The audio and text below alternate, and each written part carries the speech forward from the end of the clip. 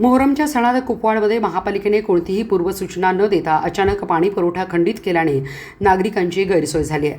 सध्या मुस्लिम बांधवांचा मोहरमचा सण सुरू आहे। मंगळवारी शहराला पिण्याच्या पाण्याचा पुरवठा बंद झाला।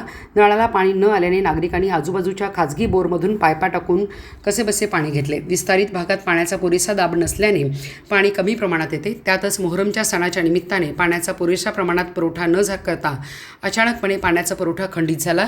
नळाला पाणी न आल्याने नागरिकांनी महापालिकेचे अधिकारी यांच्याशी संपर्क साधला असता पाण्याच्या टाक्या भरल्या नसल्याने पाणी उपलब्ध झाले नसल्याचे सांगण्यात आले। टाक्या भरण्याचे काम कोणाचे आहे अशा प्रतिक्रिया नागरिकांनी व्यक्त केल्या। मोहरमच्या सणादिवशीच पाण्याचा पुरवठा खंडित झाला असल्याने महापालिकेच्या भोंगळ कारभाराबद्दल नागरिक संतप्त झाले आहेत। महापालिकेला सांगितल्यावर काही कारणं पाण्याची टाकी भरले नाही। पाण्याची टाकी मी भरणार काय? तुमचे काय कर्मचारी काय करतात? पाणी आजपर्यंत आलेलं नाही की पाण्याची काय ती कुपवाडची व्यवस्था करा। आयुक्त साहेब तुम्हाला कळकळीची विनंती आहे, तुम्ही बघा कुपवाड शहरात काय तर काम करा या पाण्यासाठी काय करा। आम्ही आमचं काय चुकत असेल तर ते पण सांगा, काय आम्ही काय करू यासाठी काय करा। लोक भरपूर त्रासदायक आहेत आणि तुमचे कर्मचारी सांगितले की पाण्याची टाकी भरली नाही म्हणून सांगतात। पाण्याची टाकी कोण भरणार? ते कर्मचारी काय करणार ते बघा तुम्ही। आणि नगरसेवक कुठलं लक्ष द्यायला तयार नाही।